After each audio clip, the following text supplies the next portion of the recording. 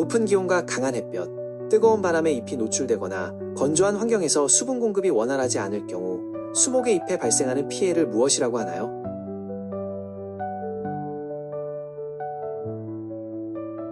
여름철에 남서쪽을 향해 있는 수간에 강한 햇볕이 내리쬐는 경우 또는 아스팔트, 주차장 주변에 수목이 심겨져 있는 경우에 강한 복사열로 인하여 줄기에 생기는 피해는 무엇이라고 하나요?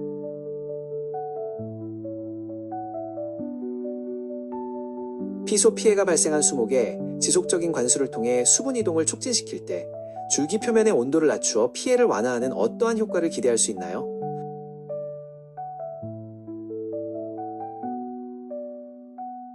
안녕하세요. 정말 덥죠. 이런 뜨거운 여름만 되면 우리 집 나무가 꼭 잎 끝부터 타들어가는 것처럼 힘들어하는 신호를 보낼 때가 있잖아요. 그래서 오늘은 도대체 왜 여름만 되면 나무들이 아파 보이는 건지 그 원인이랑 해결책을 아주 명확하게 한번 짚어보려고 합니다.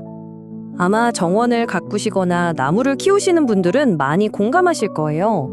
멀쩡하던 나뭇잎 끝이 슬슬 갈색으로 변하고 심하면 잎 전체가 바싹 말라버리는 거예요. 볼 때마다 정말 속상하죠. 이게 그냥 날씨가 더워서 그런 걸까요? 아니면 다른 이유가 있는 걸까요? 오늘 우리가 파헤쳐볼 주범은 바로 두 가지입니다. 고온 때문에 생기는 나무 피해, 바로 엽소와 피소인데요. 이름이 좀 비슷해 보이죠? 하지만 원인도 대처법도 완전히 다르니까요. 오늘 확실하게 구분해서 알아두시면 정말 도움이 될 겁니다. 자, 그럼 첫 번째 진단부터 바로 들어가 볼게요. 바로 엽소입니다. 한자 그대로 풀면 잎사귀가 탄다는 뜻인데요. 도대체 잎이 왜 타는 걸까요? 원인은 생각보다 다양합니다. 일단 기본적으로 강한 햇볕, 높은 기온, 뜨거운 바람 때문이죠. 나무가 살아남으려고 잎으로 물을 막 내뿜는데 뿌리가 땅에서 물을 끌어올리는 속도보다 빠르면 어떻게 될까요? 그렇죠. 탈수 상태가 되는 겁니다. 특히 장마가 끝나고 갑자기 해가 쨍쨍할 때 혹은 아스팔트나 건물 벽 옆에서 뜨거운 반사열을 직접 받을 때 훨씬 더 취약해져요. 원인을 알았으니까 이제 증상을 제대로 파악해야겠죠. 우리 나무가 보내는 신호를 정확하게 읽는 법 지금부터 알려드릴게요. 지금 보시는 자료에서 왼쪽 부분이 바로 엽소를 진단하는 기준입니다. 이 내용을 토대로 가장 핵심적인 증상들만 딱 정리해드릴게요. 자, 엽소의 가장 결정적인 특징은요, 바로 잎 가장자리부터 타들어간다는 겁니다. 안쪽은 아직 초록색인데 바깥 라인만 갈색으로 변하는 거죠. 그리고 햇볕을 가장 강하게 또 오래 받는 남서쪽을 향한 잎에서 피해가 훨씬 심하게 나타나요. 나무 입장에서는 뭐랄까 효율이 떨어진 늙은 잎부터 포기하는 일종의 생존 전략인 셈이죠. 근데 결국 이게 광합성 능력을 떨어뜨려서 나무 전체의 성장을 더디게 만듭니다. 자, 진단까지 끝냈다면 이제 처방이 필요하겠죠. 이미 피해를 본 나무는 어떻게 관리해야 하고 또 내년에는 이런 피해를 막으려면 어떻게 해야 할지 구체적인 관리 계획을 한번 짜보겠습니다. 역시 가장 중요한 건 물하고 온도 관리입니다. 첫 번째, 가지치기를 좀 해서 바람기를 터주고요. 두 번째, 물을 줄 땐 한 번에 흙 깊숙이까지 젖도록 흠뻑, 아주 흠뻑 주셔야 해요. 매년 고생하는 나무라면 아예 해가림막을 쳐주는 것도 좋은 방법이고요. 그리고 네 번째, 나무 아래에 짚이나 우두칩 같은 걸 덮어주는 멀칭 있죠? 이게 땅 온도를 낮추는데 아주 효과적입니다. 마지막으로 영양분을 공급해서 나무 스스로 회복할 힘을 길러주는 거죠. 자, 이제 두 번째 진단으로 넘어가 보겠습니다. 이번은 피소인데요. 이건 잎이 아니라 나무의 피부, 그러니까 나무 껍질이 햇볕에 화상을 입는 거라고 생각하시면 이해가 정말 쉬울 거예요. 피소도 역시 강한 햇빛의 주범입니다. 특히 나무줄기의 남서쪽 부분이 집중적으로 공격을 받아요. 예를 들어 숲속 그늘에서 자라던 나무를 갑자기 뻥 뚫린 곳에 옮겨 심거나 뜨거운 아스팔트 바로 옆에 심으면 위험이 훨씬 커지죠. 그리고 이것도 마찬가지로 나무 자체가 목마른 상태일 때 피해가 더 심각해집니다. 엽소하고는 피해를 입는 부위가 완전히 다르잖아요. 그래서 증상을 잘 구별하는 게 정말 중요합니다. 이번에도 원본 자료를 보면서 정확한 진단법을 확인해보죠. 다시 아까 그 자료로 돌아와서요. 이번엔 오른쪽 부분을 한번 볼게요.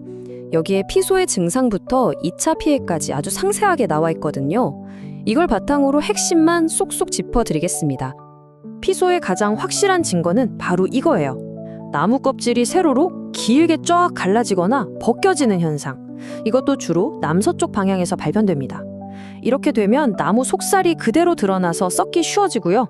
더 큰 문제는 물과 양분이 오르내리는 통로 자체가 파괴된다는 겁니다.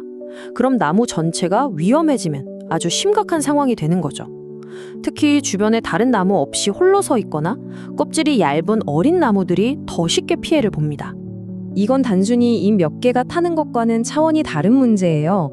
나무의 구조 자체에 손상이 온 거라 관리 방법도 훨씬 더 적극적이어야 합니다.